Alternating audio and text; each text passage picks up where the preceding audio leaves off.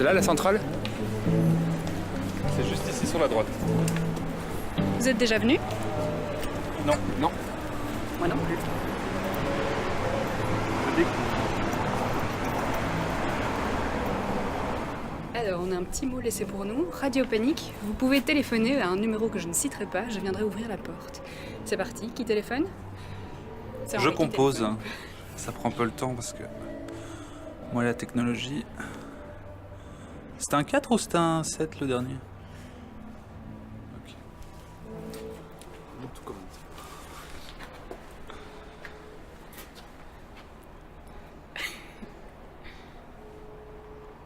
Ça sonne? Oui, allô, bonjour, Radio Panique, on est juste en bas. Merci. Elle vient nous ouvrir. T'as dit que c'était Radio Panique? Oui, j'ai précisé. Et maintenant sur votre radio préférée, Le Collectouf présente. Le Collectouf le présente. Collectouf présente. Dans une heure, c'est terminé. Stop giving power to people who don't believe in science, or worse than that, pretend they don't believe in science for their own self-interest. C'est une émission sur la citoyenneté et la science. Avec une approche à la fois collective, conviviale et humoristique. Dans le domaine de l'exploration spatiale, il faut croire à la science-fiction. I'm sorry, Dave. I'm afraid I can't do that. Dans une heure, c'est terminé. Est-ce que c'est une révolution physique? Toute découverte est une sorte de révolution. Mais ma position, c'est qu'il faut confier aux machines plus de responsabilités. Today, we are delighted to have with us as guest on this program Dans une heure, c'est terminé. Dr. Albert Einstein.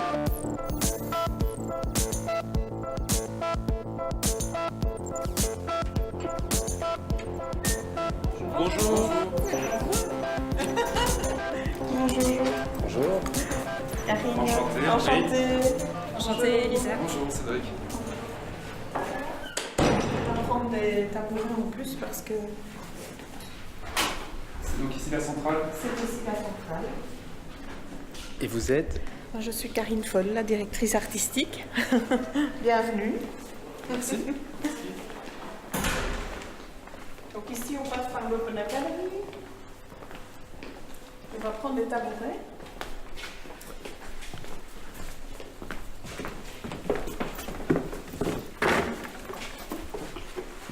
Et on va se rendre chez Cécile Massard dans son Shelter Studio.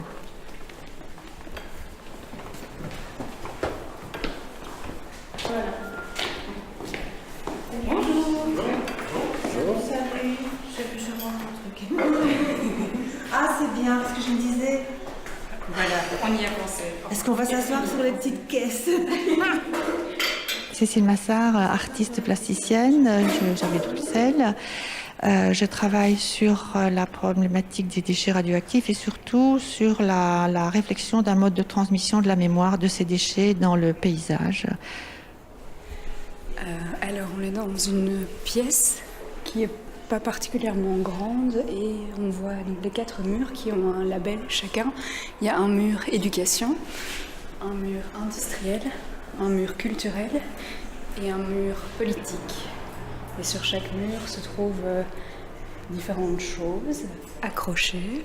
Là, je suis face à quelque chose qui ressemble à un plan. Rien de dessin industriel. Oui. Ça a l'air d'être le plan d'un conteneur, mais c'est... il a l'air d'y avoir de la terre dessus, donc une forme de conteneur enfoui. Oui. Donc il y a plein de petits détails. Ça ressemble vraiment à un dessin industriel. Mais sinon, sur les autres murs, c'est assez varié. Oui, il y a un petit peu de tout. Donc ici, on est face au mur éducation. Il y a aussi un poster. Donc c'est un poster sur les marqueurs. Donc sur le lien entre la recherche artistique et le... C'est difficile de traduire des choses comme ça. Voilà, merci. C'est un concept, on va dire ça, qui m'est venu comme ça en avion. Enfin, je rentrais de Fukushima, donc je suis partie en Fukushima. J'ai rencontré beaucoup de gens dans les petits villages environnants, même à Fukushima, et puis à Tokyo, etc. On a mis en place une exposition pour l'année d'après. Et il y a une constatation, enfin, il y a quand même quelque chose qui m'était resté dans la tête, c'est d'entendre toutes ces personnes, tous ces riverains, qui avaient perdu des amis, des parents qui avaient fui, qui ne savaient pas très bien quoi faire, tous les potiers, etc., avaient perdu leur job, etc. Il y avait toute une... comment vais-je dire, au niveau culturel, tout était perdu. Et je me suis rendu compte de tout ça. Et en rentrant dans l'avion, je me suis dit, il y a vraiment quelque chose qui manque. C'est entre l'industriel et le riverain. Et partant de ça, je me suis dit, il faudrait imaginer des lieux qui donnent la possibilité aux riverains de poser les questions, les vraies questions, et aussi d'avoir des réponses, des politiques, de l'industriel, enfin aussi des chercheurs à l'université de Liège, de l'Institut Gramme de Liège, enfin, mettre tout ça ensemble, et non pas pour en faire un centre culturel qui parle du nucléaire, non, pas du tout. C'est un nouveau concept, c'est un lieu de rencontre où on peut agir. Alors sur le troisième mur culturel, intitulé Culturel, on retrouve principalement ce qui peut marquer visuellement 2 photos de sites de centrales nucléaires. Le site de Tihange, qui date, semblerait-il, de 2018. Et un de ces tableaux, sur lequel est dessinée une grosse tache verte, s'intitule « Le tabou du méandre ». À la centrale for Contemporary Art, on m'a dit « Ok, vous allez présenter votre travail. » Bon, j'ai dit « Ok, oui, bien sûr, mais ce sera un lieu où on peut se rencontrer. » Et en fait, ici, donc les mercredis et même les autres jours, et même il y aura des workshops aussi, on va essayer de mettre en place une exposition qui aura lieu en janvier à Huy, au Centre culturel de Huy, près de Tihange, où on va parler de Shelter Studio. C'est un travail qui se poursuit, qui est actif et qui active aussi un ensemble de personnes.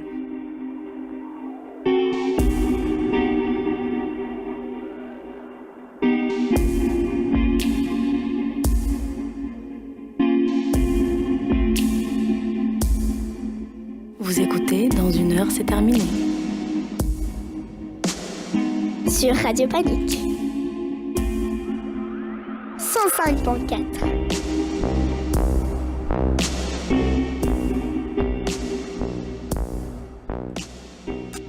Bonsoir à toutes et à tous, chères auditrices et auditeurs de Radio Panique.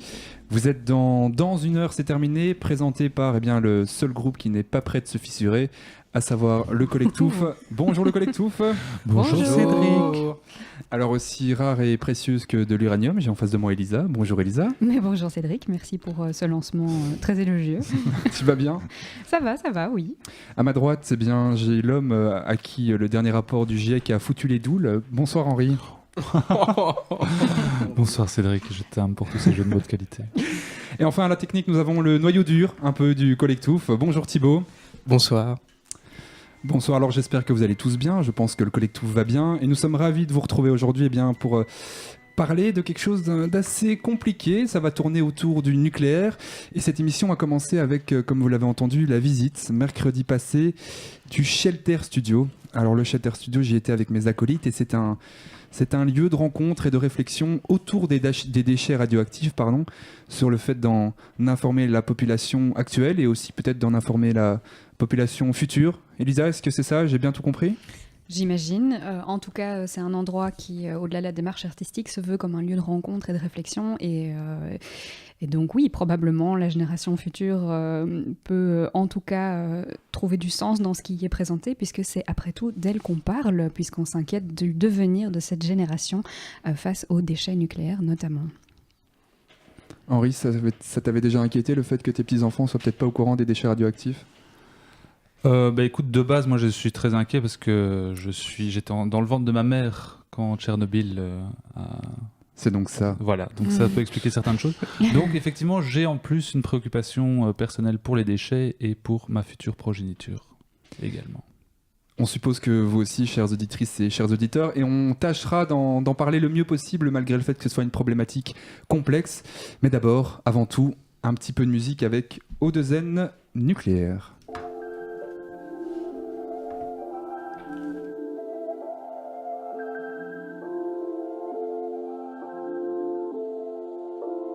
Une émission proposée par le Collectouf.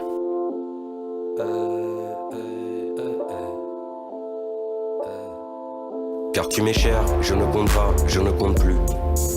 Comme tu m'éclaires au nucléaire, j'ai le ciel bleu. Tu me ramènes quand je déraille, un jour sur deux. Le temps qui passe, sans ton visage, c'est pas heureux. J'aime pas compter, j'aime pas savoir qui gère le jeu. Jouer entre nous, ça reste jouer avec le feu. Au fond des corps, un cœur qui bat, ça se bat vieux. Et les nuages qui scindent le ciel, un peu. Le temps qui passe, ça n'a pas d'âge, ce n'est pas Dieu. Il y aura de quoi faire des histoires, faire des envieux. Et au final, t'auras ta part, t'auras pas mieux.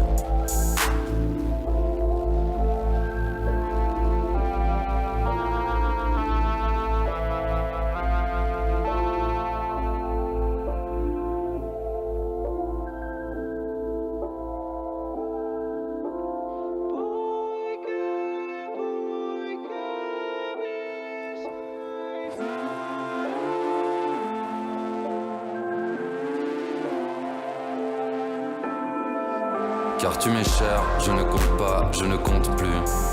Comme tu m'éclaires au nucléaire, j'ai le ciel vieux. Tu me ramènes quand je déraille, les jours heureux. Le temps qui passe, sans ton visage, c'est pas du jeu. J'aime pas compter, j'aime pas savoir qui gère le feu. Jouer entre nous, ça reste jouer avec les dieux. Au fond des corps, un cœur qui bat, ça se bat mieux. Et les nuages qui scindent le ciel en deux, le temps qui passe, ça n'a pas d'âge, ce n'est pas peu. Il y aura de quoi faire des histoires, faire des envieux. Et au final, t'auras ta part, t'auras pas de bleu.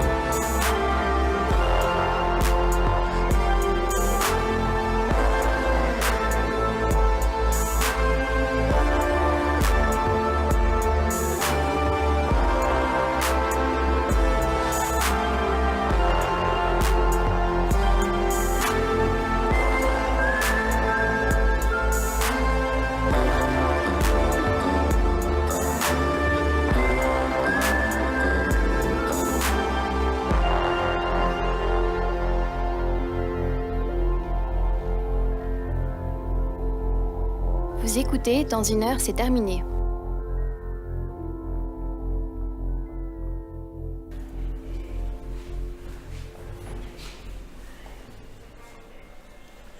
Et alors le dernier mur s'intitule Politique. Et donc il y a aussi beaucoup de choses. Il y a l'objet le plus marquant, ou plutôt le plus grand, c'est ce qui ressemble à une grande feuille de papier de fond noir, mais il y a eu beaucoup de traits de craie qui ont été marqués sur cette feuille, et au milieu, il y a quand même une forme un peu plus foncée qui se dégage. C'est assez cylindrique, donc de nouveau, ça évoque un peu la notion de fût ou de contenant qui se représente ici sur le dessin. Il y a d'autres choses, il y a un communiqué de presse de l'ONDRAF, Organisme national des déchets radioactifs et des matières fissiles enrichies, qui parle de la mise en dépôt sur le territoire belge de déchets de faible et moyenne activité et de courte durée de vie. Ça date de 2006. Il y a deux types de déchets. Il y a ceux qui sont légèrement, faiblement radioactifs. C'est un peu le poster que je montrais tout à l'heure avec le tumulus, là, que l'ONDRAF NIRAS a étudié pendant une vingtaine d'années. C'est notre agence de gestion des déchets. Et il y a les déchets hautement radioactifs qui viennent des centrales nucléaires, de l'armement, etc., qui, eux, sont diablement plus dangereux. Vraiment, franchement, il faut le dire, tout simplement, c'est dangereux. On n'a pas de solution encore en Belgique. En France, si vous entendez Bure, tous ces gens qui se rencontrent comme ça, oh, ça alors, ça va bouger ici alors que ça fait 20 ans. Mais c'est maintenant qu'on le dit, parce qu'il faut signer maintenant. Et ils ne sont pas d'accord. Mais je comprends qu'ils ne soient pas d'accord. Ben, je comprends, puisqu'on ne leur a jamais dit, si on leur avait dit il y a 20 ans, vous savez, voilà, il va y avoir une structure comme ça, on fait une étude, etc., ce sera comme ça. Et donner à chaque fois, plutôt que de dire tout va bien, nous gérons. Et maintenant, quand ces gens voient les bois qui se détruisent, des routes, il va falloir construire des routes dans ces beaux paysages là près de Bure et tout ça, il va falloir construire des chemins de fer pour amener les déchets, les barils, il va falloir... C'est une zone industrielle qu'on va créer là, dans ces petits villages. Et d'un coup, les gens se rendent compte de ça. Mais oui, ils ne se sont jamais imaginé ça, évidemment. Ça, c'est le rôle, par exemple, d'un shelter studio. C'est là que, quelque part, parler des déchets, c'est aussi informer, c'est aussi peut-être créer, je veux dire, une nouvelle, de nouveaux jobs aussi. Hein. Bon, je pense que franchement, on dit parfois oui, mais oui, c'est travailler sur ce thème-là. Je pense que ça peut développer des choses. Et c'est pour ça que je parlais des marqueurs identifiés. Au début, c'est vrai, ça a un côté un peu naïf de dire on va essayer de marquer le paysage à ces endroits-là. Mais oui, on pourrait le faire pendant un petit temps. Comme ça permet de pouvoir avoir un discours sur le déchet. C'est pas pour mettre des sculptures sur un tumulus. Hein. C'est pour dire... On va y travailler, mais on va y travailler mentalement, intellectuellement, on va y travailler pour la mémoire. On va essayer de trouver un mode de transmission de la mémoire. Parce qu'un mode de transmission de la mémoire, c'est peut-être pas de mettre une installation sculpturale ou je ne sais pas quoi sur le tumulus, là où il y a le déchet. C'est peut-être simplement que petit à petit, le fait d'en parler, on crée des rituels.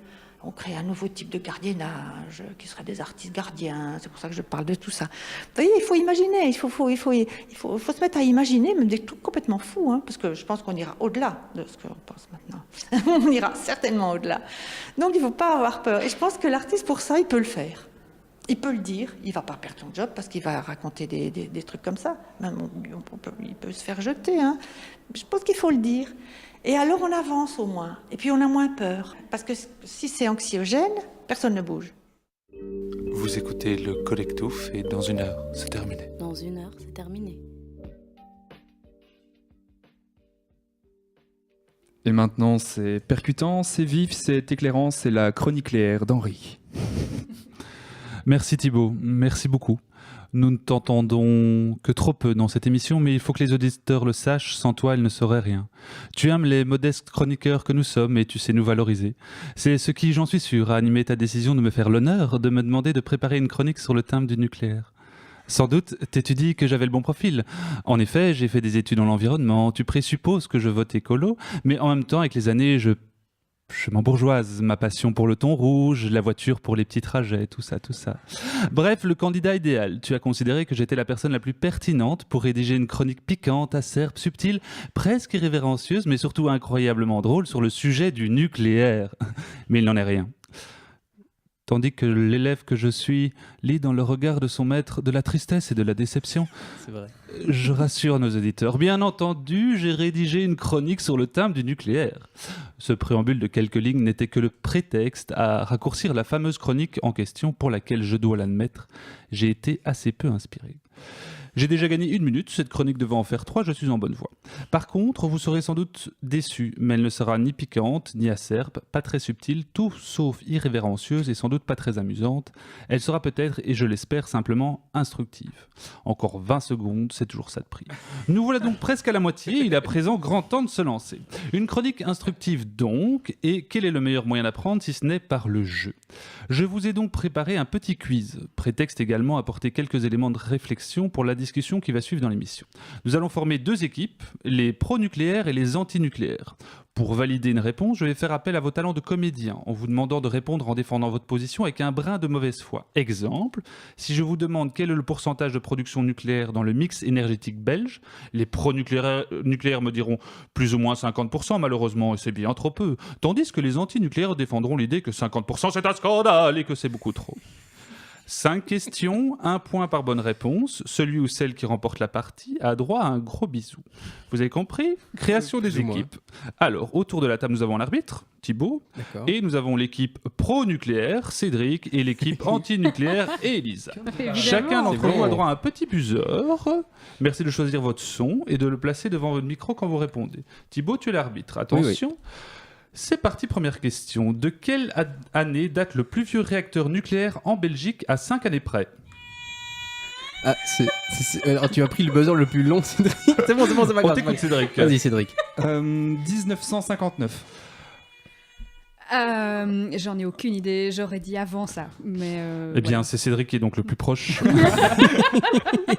Puisqu'il date de février 1975. C'est Doul 1. Je vous rappelle quand même, pour marquer des points, il faut quand même que vous émettiez un peu du vôtre en jouant les bons comédiens. Merci. Sans tenir compte du démontage et de l'extraction des minéraux, combien de fois moins de CO2 émettent les centrales nucléaires par rapport aux centrales gaz? Oula. Question très mal formulée. Cédric. Donc vraiment au moment où on utilise l'uranium... Voilà, donc quand on produit l'électricité juste avec une centrale nucléaire par rapport à une centrale gaz, en tenant pas compte des autres éléments. Le nucléaire, c'est 0% d'émissions de CO2. Non, mais combien de fois moins par rapport à la centrale gaz? 100%.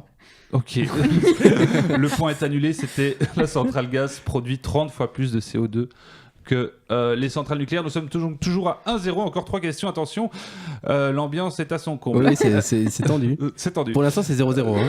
Non, Cédric a déjà marqué un point. Oui, d'accord, Cédric. Ouais. À l'heure actuelle, on estime que l'activité nucléaire en Belgique produit sur une période de 100 ans environ combien de mètres cubes de déchets de très haute activité? À 500 mètres cubes près. Oula. Sur 100 ans, combien, sur 100 ans. Combien on a produit de mètres cubes? De mètres cubes. Je vais répondre complètement au hasard. Vas-y, 17 000. Cédric, une réponse? Alors, à quoi servent les buzzers si tout le monde peut répondre? C'est pas faux. Je pense que c'est à peine 150 000. Voilà, c'est ça, avec une bonne interprétation et un chiffre plus proche de la réalité. J'étais plus optimiste que le pro-nucléaire. Voilà. C'est d'un triste. C'est dire. Combien comptabilisons-nous de réacteurs? Et c'est quoi la réponse? Je ne le dirai plus tard. Plus que 2 questions. Un partout, s'il vous plaît. Combien comptabilisons-nous de réacteurs dans et autour de la Belgique dans un rayon de 350 km? À 5 près. Alors, un buzzer? Oui, Cédric? On atteint tout juste les 20, mais c'est vraiment ridicule. Voilà, c'est ce genre de réponse que je veux entendre, Elisa. Mais non, mais je veux dire, de toute façon, la cause pro-nucléaire est tellement désespérée et perdue que je ne prends même pas la peine d'écouter quelqu'un qui utilise des arguments aussi lamentables que cela. Eh bien, le point est accordé à Elisa. Parce que je préférais lui faire un bisou à elle. Eh bien, la réponse était 35. Donc, sachez quand même que nous avons 35 réacteurs c'est nucléaires. Beaucoup trop. Voilà, 35 seulement? À moins de 350 km. Oh, ça va.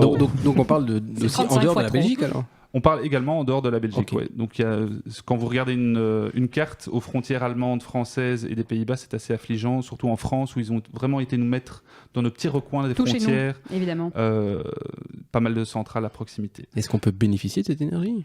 On l'achète, quand on est en blackout potentiel, on la rachète, oui.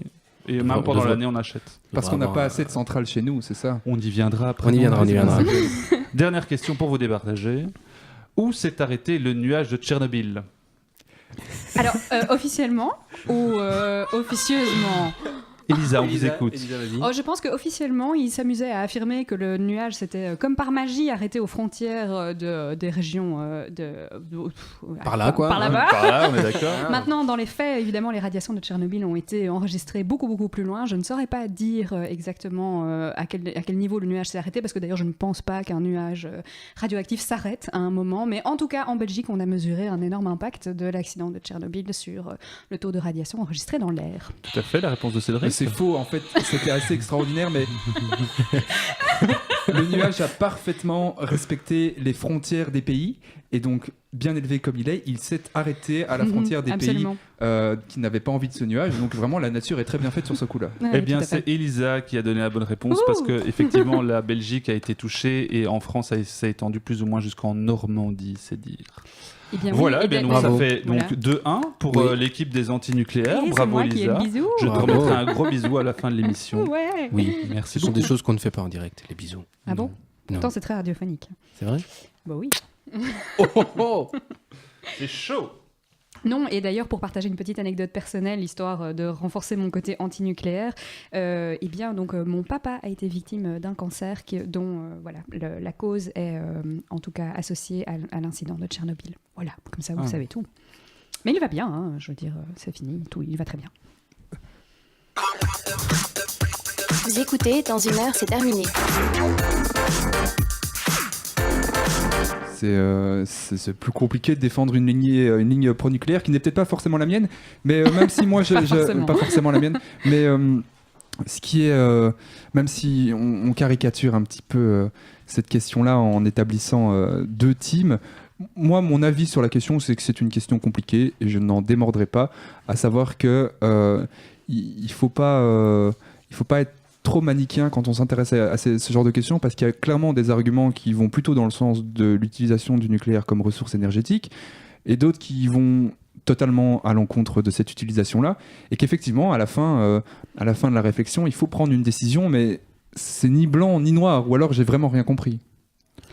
Ni blanc ni noir, non, ça c'est sûr que la réponse est plutôt à nuancer. Et d'ailleurs, certains pays apportent une réponse qu'on peut se considérer comme étant nuancée, puisqu'ils se projettent sur 5, 10, 15 ans pour se séparer d'une partie ou de la totalité de leur parc nucléaire. Donc, ce qui veut dire aussi que, enfin, je ne sais pas s'il faut directement parler de ce qui est lié à la dépendance énergétique. Peut-être que, effectivement, comme tu le disais, Cédric, il y a pas tellement pour ou contre, il y a énormément d'arguments dans des deux parties, on va dire, qui sont défendus par les deux parties. On va peut-être essayer de vous en exposer quelques-uns ici ce soir et d'en démentir aussi certains qui sont aussi également avancés par les deux parties, mais de manière justement très peu nuancée. Oui, bah après, pour faire le tour un peu des positions autour de la table, bon, moi c'est vrai que j'ai un yuck factor par rapport au nucléaire, donc j'ai vraiment une espèce de réaction. Donc le yuck factor, c'est un concept psychologique qui existe, c'est vraiment le truc de vous reculez quoi, face à une proposition en vous disant que ce truc-là c'est hors de question. Donc moi j'ai fort ça. Comme quand je t'ai invité à aller boire un verre, c'est ça, c'est la même chose. Ouais, c'est plus une question d'idée, mais voilà. Enfin bref, donc en tout cas moi j'ai beaucoup ça vis-à-vis du nucléaire à la base, mais je suis contente parce qu'en préparant cette émission, j'ai pu un petit peu faire le tour et me reposer certaines questions et un petit peu faire le tri dans mes idées et mes croyances. Mais sincèrement, je reste plutôt pas pour le dire gentiment. Et dans l'ensemble, j'ai l'impression en tout cas que les arguments pro-nucléaires se battent contre le fait que oui, à certains niveaux, le nucléaire c'est mieux que les centrales à charbon ou que le pétrole. Et je suis là d'accord, mais enfin entre la peste et le choléra, voilà. Donc je suis pas très convaincue, moi personnellement. Mais c'est quoi alors, est-ce qu'on peut me donner un vrai argument contre qui ferait que tu considères le nucléaire comme de la peste? En fait, j'en ai sincèrement plusieurs. Il y a évidemment les trucs évidents qui sont les risques d'accident. Après, par rapport à ça, je sais que les positions pro-nucléaires et anti-nucléaires se battent avec des arguments qui sont très différents. Donc, les anti-nucléaires sont là, les conséquences d'un accident nucléaire sont tellement catastrophiques qu'il n'y a rien qui justifie le fait de prendre ce risque-là. Tandis que les pro-nucléaires sont là, oui, mais enfin, le risque d'accident nucléaire, proportionnellement à l'utilisation, etc., que le risque d'incident par rapport aux mesures de sécurité qui sont prises est tellement minime qu'il en devient acceptable. Donc il y a un petit peu la logique des conséquences versus la logique du risque qui s'affrontent, et c'est bon, voilà. Après, à ce niveau-là, j'imagine que je peux entendre que ce soit une question de point de vue, mais c'est vrai que pour moi, les conséquences d'un incident nucléaire sont telles que je ne vois pas très bien dans quelles circonstances on peut justifier l'utilisation du nucléaire, quoique je suis par contre parfaitement d'accord sur le fait que le nucléaire ne produit que très peu de CO2 par rapport aux énergies fossiles, donc par rapport à ça, évidemment, le nucléaire présente un énorme atout. Mais le nucléaire n'est pas neutre non plus au niveau environnemental, contrairement à ce qu'on aimerait bien faire croire. Donc il y a quand même des rejets, des rejets radioactifs qui se font autour des centrales, que ce soit dans l'air, dans l'eau. Au niveau des mines d'uranium aussi, l'extraction de l'uranium en tant que tel produit aussi un certain nombre de déchets. C'est quelque chose qui est problématique au Nigeria notamment, où l'eau potable a été contaminée par les déchets qui proviennent des mines d'uranium. Donc, bon, voilà. On n'est pas dans quelque chose de neutre, et je passe encore le problème des refroidissements des centrales qui se fait grâce à l'eau, mais que du coup, on rejette de l'eau chaude dans les rivières, dans les océans, ce qui a évidemment un impact sur la faune et la flore. Donc, voilà. Donc, et ça, c'est à peu près juste pour le problème environnemental, plus le problème des déchets, mais qu'on va, à mon avis, prendre bien le temps d'aborder en tant que tel. Donc, je ne vais pas me lancer là-dedans, là tout de suite, mais qui est pour moi, en fait, un des aspects les plus problématiques. Mais je vais faire un peu l'avocat du diable, mais un des arguments principaux qui est avancé par Les pro-nucléaires, c'est déjà que le parc est existant et donc il faut trouver une solution de remplacement. Donc là, on n'est pas en train de se poser la question de savoir si demain il fallait fabriquer 1 kWh, quelle solution pour laquelle on opterait. Il y aurait beaucoup moins de gens autour de la table pour dire que ce serait le nucléaire. Donc il y a vraiment beaucoup de pays qui ont une réelle dépendance, dont la Belgique où 50% de la production est assurée par le nucléaire. La France est encore pire, c'est presque 80%, enfin 75%. Donc ce sont quand même des choses, enfin des chiffres assez interpellants. Donc en Belgique, c'est 50% nucléaire, plus ou moins un peu plus de 30% d'énergie fossile, et le reste, c'est de l'énergie renouvelable, en gros. Donc c'est plus ou moins les 20% restants.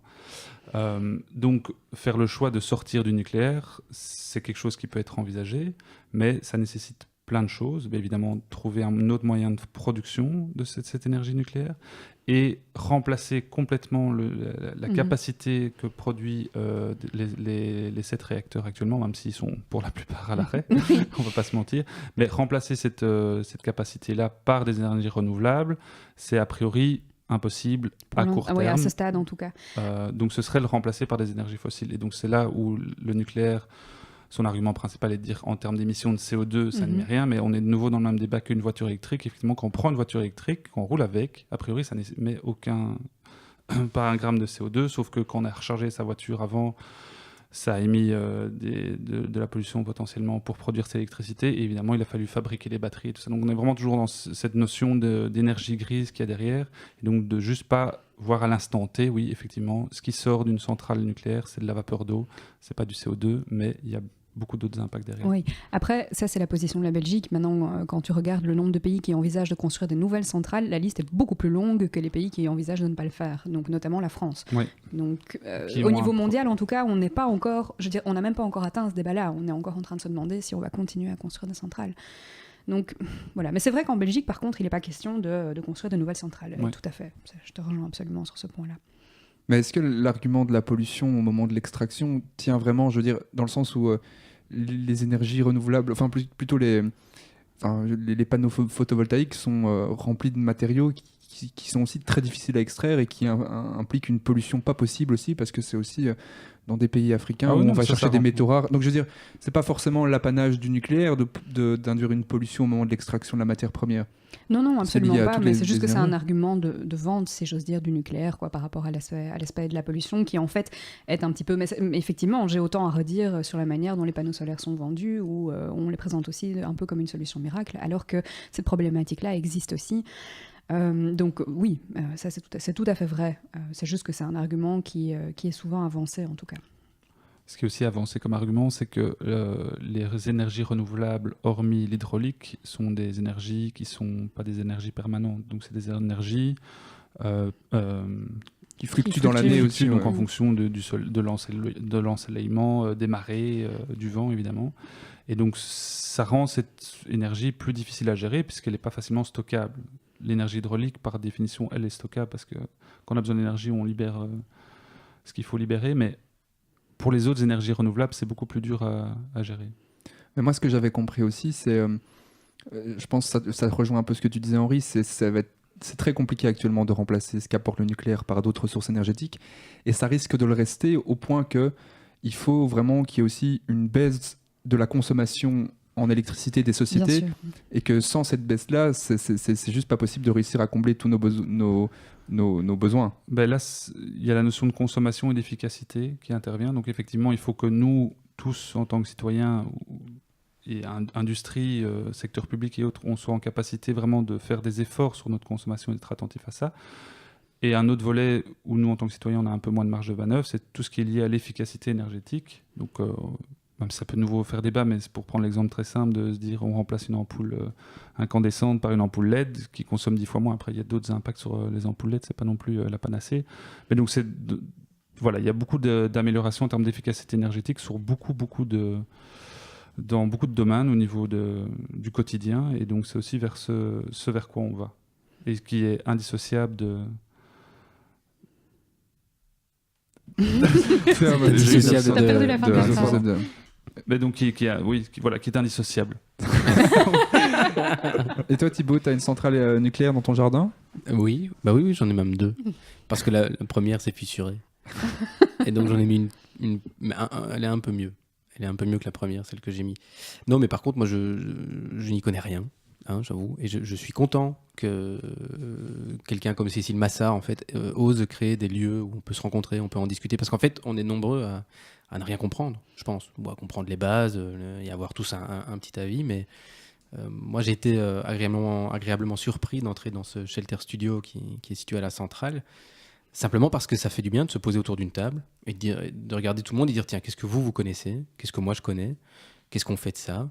Et puis, de toute façon, c'est là, en fait. C'est là. On pourra pas changer puisqu'on a des années de nucléaire derrière nous, on a des déchets qui sont là.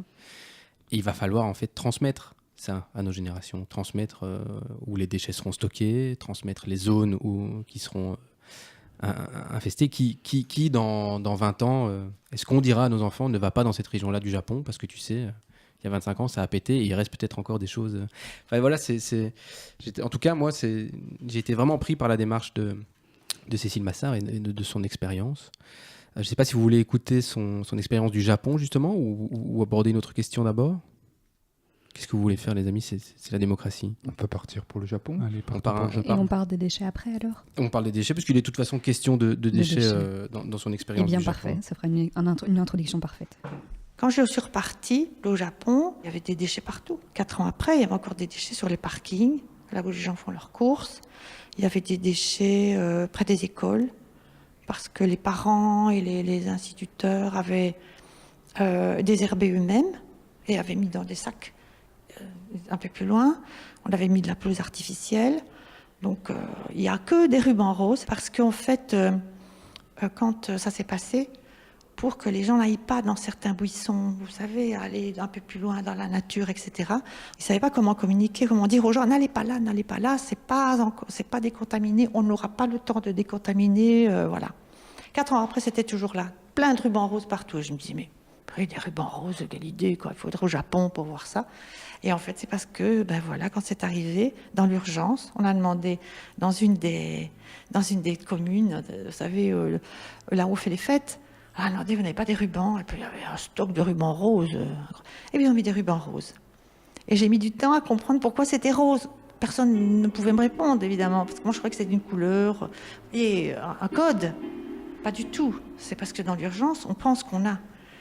Et donc, il n'y a aucun endroit où on vous dit, là, il y a des déchets. Parce que vous le voyez, vous voyez des grands tas bleus, des grands tas noirs, des grands tas verts dans le paysage. Vous voyez de loin des rectangles, des parallélépipèdes qui se baladent.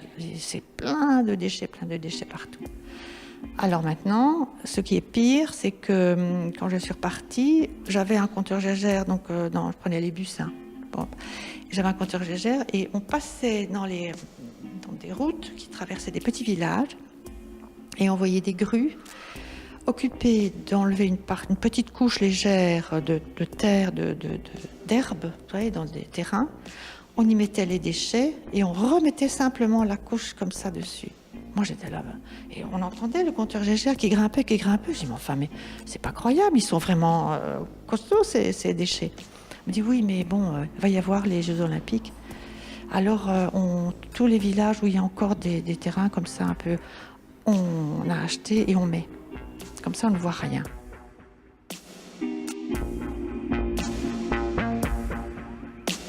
Vous écoutez, dans 1 heure, c'est terminé.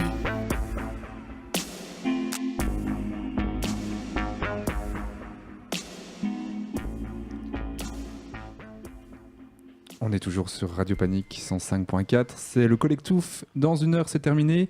Et Elisa, est-ce que tu peux un tout petit peu plus nous éclairer sur la façon dont on traite les déchets en Belgique ? Je vais essayer, mais n'hésitez pas à m'arrêter si je dis des bêtises ou si je fais des trop grandes approximations. Et donc ici, les déchets qui ont été évoqués dans l'extrait qu'on vient d'entendre, c'est les déchets des incidents qui sont liés au Nongo tsunami qui a eu lieu notamment à Fukushima. Donc en Belgique, évidemment, on parle des déchets qui sont a priori plus ou moins contrôlés, c'est-à-dire ceux qui sont issus des centrales notamment dans le cadre de la production énergétique. Donc en fait, le problème au niveau du nucléaire, c'est qu'on produit énormément de déchets, mais des déchets de différents types. Donc il y a notamment les déchets à activité faible ou moyenne et à vie courte. Donc à ce niveau-là, c'est des déchets qui sont nucléaires, radioactifs, mais qu'on va stocker en surface. Déjà par rapport à ça, il y a pas mal de débats. Donc c'est notamment le plan qu'on avait vu quand on était dans le shelter. Et en Belgique, on les stocke à 3 endroits différents, c'est-à-dire à Mol, à Fleurus et à Dessel. Donc l'idée, c'est quand même de marquer un petit peu l'endroit, mais en tout cas au niveau des pouvoirs politiques, on suppose que comme c'est des déchets à activité faible ou moyenne et à vie courte, on va parvenir à maintenir l'information sur où se trouvent ces déchets et sur comment ils sont gérés. Et donc, ouais, il y a aussi pas mal. Ça concerne tous les déchets, par exemple, issus du milieu médical, oui, de tous les examens. Parce que le nucléaire, on peut bien sûr beaucoup le diaboliser au niveau de l'utilisation, au niveau de la production énergétique, mais c'est aussi le nucléaire, c'est l'imagerie médicale, c'est le traitement des cancers, notamment via les isotopes, etc. Donc la question n'est évidemment pas de diaboliser le nucléaire dans l'ensemble, puisqu'il peut avoir des utilités qui sont extrêmement importantes pour nous. Maintenant, le problème en fait qui se pose réellement, c'est pour les déchets qui sont à vie longue. Et donc, quand on dit à vie longue, on parle notamment d'environ 1 million d'années. Donc, je ne sais pas si vous vous rendez compte, 1 million d'années, ce que ça représente. Je pense qu'ils nous survivront. Et toujours en été. Ouais. Oui. Voilà. Alors, par rapport à ces déchets-là, le principe, c'est de les enterrer. Selon des modalités précises, donc au niveau du choix du terrain, et puis aussi offrir des possibilités de surveillance, qui est plutôt sympathique, et aussi la possibilité d'extraire les déchets, l'idée étant que les générations futures auront peut-être des meilleures idées que nous, et que donc ces générations doivent pouvoir avoir accès à ces déchets, et éventuellement les déplacer ou en faire autre chose. Donc on essaye de les entreposer, puis de les stocker, et par rapport à ça, je dois dire que historiquement parlant, c'est assez aberrant, voilà, notamment on a eu l'idée grandiose en Europe de faire du stockage en mer, c'est-à-dire qu'on a en gros balancé des fûts de déchets nucléaires dans la mer, notamment au niveau de la Manche, en se disant que ça tombait bien, ça allait se diluer dans la mer, c'était bien. Donc notamment, on a quand même balancé entre les années 50 et les années 80 100 000 tonnes de déchets, notamment dans la Manche, notamment par la Belgique, donc une idée tout à fait formidable, dans des fûts qui étaient censés résister 500 ans, donc théoriquement suffisamment pour que le temps de demi-vie diminue au niveau de ces déchets et qu'ils puissent effectivement se diluer. Sauf que bien évidemment, 30 ans plus tard, il y en a déjà toute une série qui se sont fissurés. Et donc ces déchets se promènent sagement en plein milieu de la mer. Je n'irai plus nager à Blankenburg. Voilà. Donc, je pense qu'on peut dire que dans l'ensemble, la gestion politique, les idées de gérer les choses à long terme, que ce soit pour les déchets nucléaires ou pour autre chose, c'est pas vraiment leur point fort. Et donc quand on parle de quelque chose qui survit pendant près d'1 million d'années, je dois dire que moi je n'y crois pas trop. Et c'est en fait la gestion des déchets mon argument principal anti-nucléaire, je dois dire, même si je l'ai gardé pour la fin. Et si ces sujets-là vous intéressent, n'hésitez vraiment pas à passer au Shelter Studio pour en discuter avec Cécile Massard. Ça se passe à la centrale près de Sainte-Catherine. Et sinon, j'ai les dates, parce que c'est pas tout le temps. Dis-nous. Alors là, demain, vous pouvez y aller, de 14h à 18h, le 17, le 24 et encore le 31 octobre. À chaque fois de 14h à 18h. Et si vous y allez demain, sachez qu'après, à 18h30, elle présente son nouveau livre, puisqu'elle a écrit... Elle n'a pas écrit, elle a coécrit un livre. C'est un livre qui s'appelle Archives du futur pour une culture du nucléaire. Et en fait, c'est un livre qui réunit des contributions d'artistes, de scientifiques, de chercheurs autour justement de la question qui nous a occupés aujourd'hui dans cette émission. Voilà, demain à la centrale. Et n'hésitez vraiment pas à y aller. Et sinon, cette semaine, il y a eu plein de news, d'actu dans le monde scientifique. Et ça tombe bien parce que le collectif va en parler dans le journal des news de l'actu de la science présenté par Henri. Un plan sur la comète, la décharge de l'espace, la Polynésie porte plainte. Une nouvelle étude qui fait mouche et les fourmis agricultrices. Tout ça, c'est tout de suite dans les journaux des news de l'actu de la science. Ouais, j'adore la science. Spéciale dédicace à Renaud, notre voix qui n'est pas là. Tu nous manques. Alors Cédric, on fait des jeux de mots ridicules avec le mot implant ? C'est l'accident bête pour un homme de radio. En plein journal des news de l'actu de la science, vous trouvez que votre casque ne va pas assez fort, vous tendez votre main vers la table de mixage pour régler le problème, et là, c'est le drame. Thibaut, technicien en chef, ne supporte pas que l'on s'immisce sur son territoire et dans un élan presque bestial, vous mord violemment le doigt pour vous faire comprendre qu'il est le patron. On ne touche pas. Résultat des courses, votre doigt est très endommagé et le nerf qui rejoignait le muscle de votre doigt pour le faire se contracter est coupé en deux. L'avenir s'assombrit. Oui, les deux parties du nerf coupé peuvent repousser, refusionner et à long terme vous permettre de récupérer de la motricité et de la sensibilité, mais le résultat n'est pas parfait. Ce qui peut aider malgré tout, c'est d'envoyer des impulsions électriques dans le doigt pour augmenter la repousse, mais ça n'est possible que pendant une opération. Sauf que des chercheurs américains viennent peut-être de trouver la solution. Ils ont inventé un implant à placer autour du nerf abîmé, capable d'envoyer des impulsions électriques et surtout qui est biodégradable. Il est rechargé à distance comme un téléphone portable nouvelle génération et disparaît entièrement en moins de 2 semaines.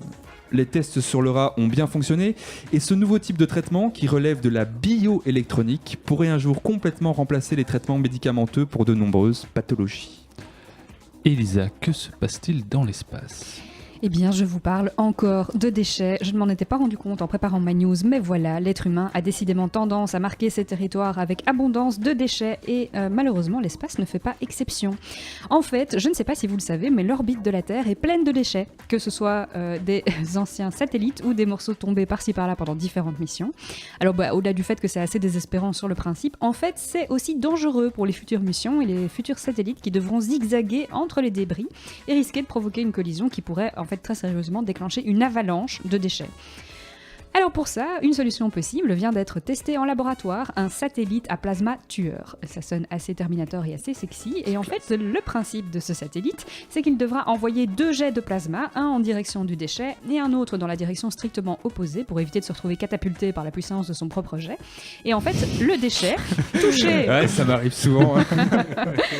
Et donc le déchet visé, touché par le jet à plasma, sera alors sorti de l'orbite terrestre, ira en direction de la Terre et sera donc brûlé et désintégré grâce aux frictions de l'atmosphère terrestre.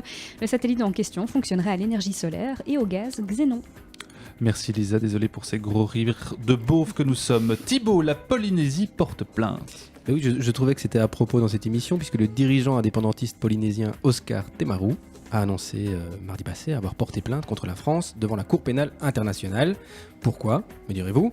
Eh bien, à cause des essais nucléaires qui ont été menés pendant 30 ans dans le Pacifique. En effet, la France a mené des essais nucléaires dans les atolls de Mururoa et Fangataufa, j'espère que je prononce bien, d'abord dans l'atmosphère et puis en sous-sol jusqu'en 1996. Il y a eu 193 essais nucléaires en 30 ans. Et alors évidemment ça a eu des effets sur la santé. En 2010, il y a une loi, la loi Morin, qui a instauré un dispositif d'indemnisation, mais il est trop restrictif selon plein d'associations locales. Donc il y a environ une vingtaine de Polynésiens atteints de cancer qui ont obtenu une indemnisation alors qu'il y en a beaucoup d'autres. Voilà, on craint malheureusement que la plainte déposée n'arrive pas, elle ne devrait pas aboutir parce que la Cour pénale internationale n'est compétente, vous le savez, que face à des crimes graves et répétés commis après le 1er juillet 2002 et qui touchent l'ensemble de la communauté internationale. Je préviens nos auditeurs, je vais faire un jeu de mots qui m'a été imposé par Cédric. Alors Cédric, une nouvelle étude t'a laissé mouche bée ? Cela va peut-être vous surprendre, voire même faire votre journée, mais il y a 140 millions d'années, la mouche ne ressemblait pas à ce qu'elle est aujourd'hui. Pendant 140 millions d'années, l'espèce a évolué au sens biologique du terme. Cela veut dire qu'elle a accumulé progressivement dans son ADN des mutations ou des modifications qui lui ont donné au fil du temps de nouvelles caractéristiques. Sa forme, sa couleur, son fonctionnement interne ont petit à petit été modifiés. Conséquence donc de ces mutations de l'ADN ayant réussi à perdurer. Seulement voilà, sur papier cette histoire semble magnifique, mais dans les faits il est encore bien difficile de comprendre comment tout cela fonctionne exactement.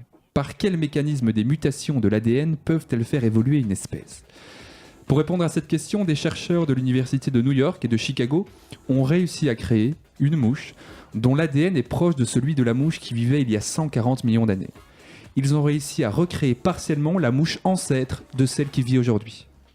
Désormais, avec devant eux une mouche ancêtre et une mouche actuelle, ils ont tout ce qu'il faut pour comprendre comment la nature a orienté l'une vers l'autre. Pas encore de quoi recréer un mammouth à partir d'un éléphant actuel, mais cette prouesse m'a surpris, voire même a fait ma journée. Et pour terminer, Elisa, les fourmis seraient donc également d'excellentes agricultrices. Encore les fourmis. Oui, je reviens sur les fourmis de la semaine passée. Excusez-moi, j'aime bien les animaux et j'aime bien les fourmis. Mais c'est surtout que dans l'histoire de l'humanité, dans l'ensemble, on aime bien penser qu'on a inventé plein de choses. Mais en fait, il semblerait qu'en tout cas, en ce qui concerne l'agriculture et les antibiotiques, on avait plutôt un sacré train de retard sur nos amis les fourmis. Donc l'humanité aurait inventé l'agriculture il y a 12 000 ans et l'usage des antibiotiques il y a 80 ans. Et une nouvelle étude, tout juste sortie, démontre que les fourmis utilisaient déjà ces deux principes il y a 60 millions d'années. En fait, les fourmis cultivaient, et cultivent toujours, des colonies de champignons. Or, ces colonies de champignons sont très sensibles à différents microbes et parasites, avec le risque, si les champignons sont infectés, d'anéantir l'entièreté de la colonie. Et donc, pour éviter de contaminer les champignons, les fourmis s'enveloppaient, et s'enveloppent donc toujours, d'actinobactéries, qui ressemblent à une espèce de voile blanc qui joue le rôle d'antibiotique. Et point bonus de cette découverte, il semblerait que malgré des dizaines de millions d'années d'exploitation antibiotique, aucune résistance ne se soit développée, ce qui est pourtant un gros problème dans l'utilisation humaine des antibiotiques. Donc peut-être que les fourmis détiennent un morceau de la solution au problème de la résistance aux antibiotiques qui s'aggrave d'année en année et nous menace sérieusement. Eh bien, merci beaucoup, Elisa, Cédric et Thibaut, pour toutes ces news très très intéressantes. Je vous propose qu'on clôture doucement l'émission avec le retour tant attendu des super mannequins. Oui. C'est pas vrai, ils sont de retour. Ouais. Oui. Ce sont des stouffeurs. La drache ne leur fait pas peur. Ils agissent en stomalie.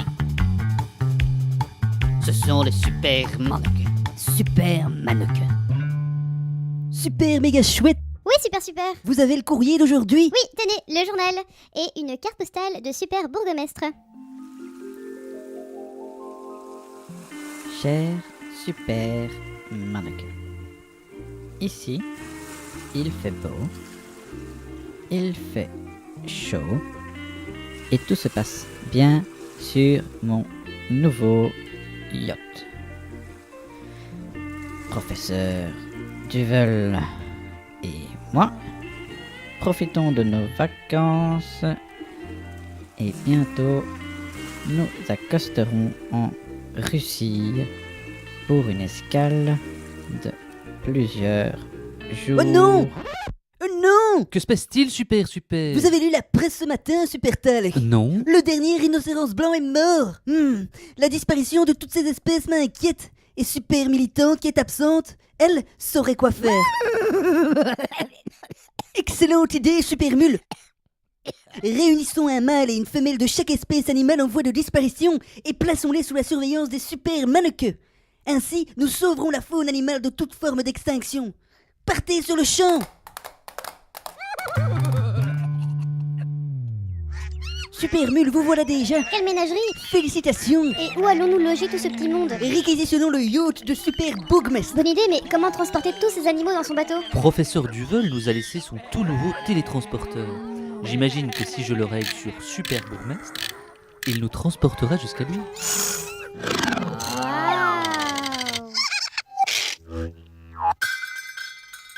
Oh! Regardez! Super bourgmestre est inanimé! Mon Dieu, le pauvre! On dirait qu'on l'a assommé. C'est vrai qu'il est grand ce bateau. Il est tellement bien aménagé. Super Bourgmestre, réveillez-vous! Super. Mais qu'est-ce que c'est que tous ces animaux? On vous expliquera. Qui vous a attaqué? Oh, ce sont des Russes. Ils ont kidnappé le professeur Duvel. Mon Dieu, le pauvre!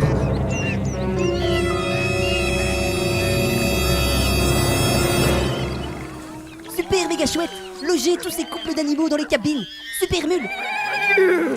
Occupez-vous de Super Bourgmestre! Moi, je me télétransporte avec Super Talc jusqu'au professeur! En route!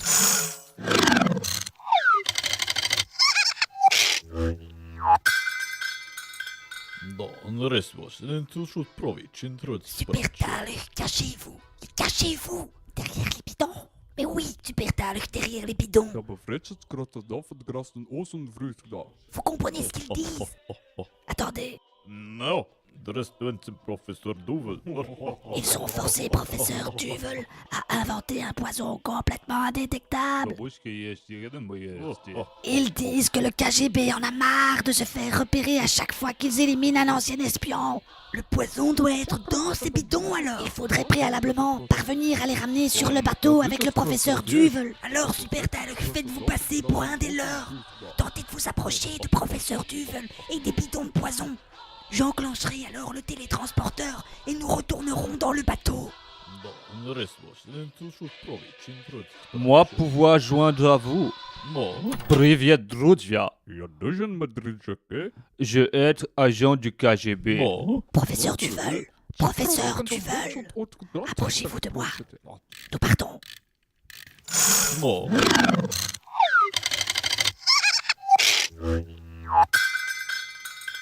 Ah, super. Vous voilà. Vous tombez bien, hein. Devinez qui j'ai au téléphone? Oui, le burgomestre d'Anvers, ni plus ni moins. Merci, hein. Excusez-moi, mais vous savez où je peux ranger ces bidons? Mettez-les dans les cales. Ok, dans les cales. Qu'est-ce qu'il veut le burgomestre d'Anvers? Il me dit qu'il a la preuve que Supermule a volé tous les animaux du zoo d'Anvers. C'est vous, Super, qui avez proposé à Supermule de voler les animaux du zoo d'Anvers? Animaux qui, par ailleurs, soit mis entre parenthèses en passant, sont en train de me dégueulasser mon yacht que j'ai acquis à la sueur de mon front. Oui, oui, je pensais que Supermule allait... Voilà, les bidons sont dans la cale. Supertalig. Vous parlez flamand? Ja, natuurlijk. Prenez le téléphone. C'est le burgomestre d'Anvers en ligne. Essayez d'arranger les bidons là parce que vous lui dites qu'on rapporte ces animaux illico presto. Ja, meneer de Wever. Dites, les animaux commencent à se sentir mal. Je crois qu'ils ont soif. Eh bien, à quoi s'ils ont soif? Donnez-leur à boire, hein. Que les choses soient claires, Super. Waarom niet? Lorsque je vous laisse la responsabilité du groupe, j'attends de vous que vous gériez cela en adulte responsable. Jamais vous ne deviendrez un leader à force d'avoir des idées bidons. J'ai trouvé des bidons dans la cale. C'est de l'eau? Non, pas les bidons. Arrêtez d'être toujours sur la défensive, nom de Dieu. C'est pas une attitude de vainqueur, ça. Bon, moi je leur donne, hein. Non, pas ces Moi, bidons. j'ai besoin d'un bras droit qui avance, qui attaque. Un bras droit qui est solide. Et puis ce cadeau étrange qui est arrivé au musée des sciences naturelles de Bruxelles, le conservateur, très surpris, a trouvé devant la porte du musée plusieurs couples d'animaux empaillés. Le mystère reste entier. Sans transition, porte-clés et manifestations... Ce sont des stouffeurs. La drache ne leur fait pas peur. Ils agissent en stomalik. Ce sont les super mannequins. Super mannequins. Super mannequins.